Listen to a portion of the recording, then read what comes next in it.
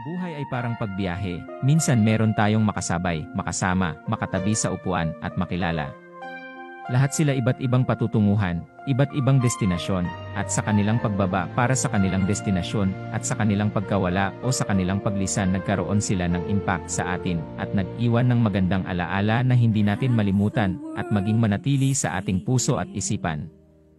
Sa buhay natin may mga tao na dumaan sa ating buhay na nagbigay ng sobra, at kakaibang saya, at kulay sa ating buhay. Ang tao na kasama natin araw-araw ng kahit maikling panahon na kasama natin sa pagkain, nakipagbiruan, nakipagtawanan, nakikwentuhan, at nakiramay sa oras ng lungkot, nagsilbing panyo sa ating luha, at nagpasaya tuwing nalulungkot tayo. Ngunit sa kanilang pagkawala na-miss natin yung mga araw at oras na magkasama tayo.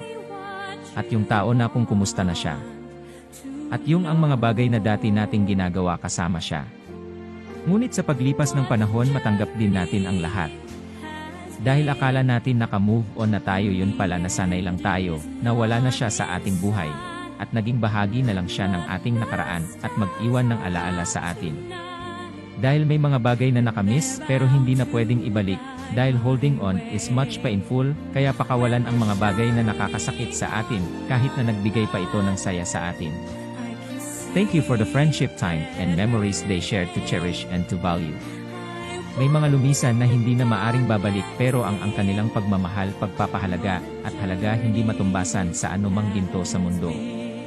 At ang kanilang alaala ay manatili sa ating puso at isipan. Ang biyahe ng buhay ay para kang nasa sasakyan, ang pagsilang mo ay parang pagpihit ng susi, pag nangyari yun, isa lamang ang ibig sabihin. Umpisa na ng biyahe mo. Dapat diretso lang ang tingin, hindi ka pwedeng lingon ng lingon, baka madidisgrasya ka. Hindi ka pwedeng singit ng singit, baka makakasadi ka. Antayin mo yung tamang tiempo para makahataw. At pag andun ka na hindi ka pwedeng pabagal-bagal, baka maunahan ka. Diretso lang ang biyahe, hindi ka pwedeng hinto ng hinto o liko ng liko, baka mauubusan ka ng gasolina at oras, at asahan mo na pag malayo na ang narating mo, dadami ang gusto makisabay sa biyahe mo.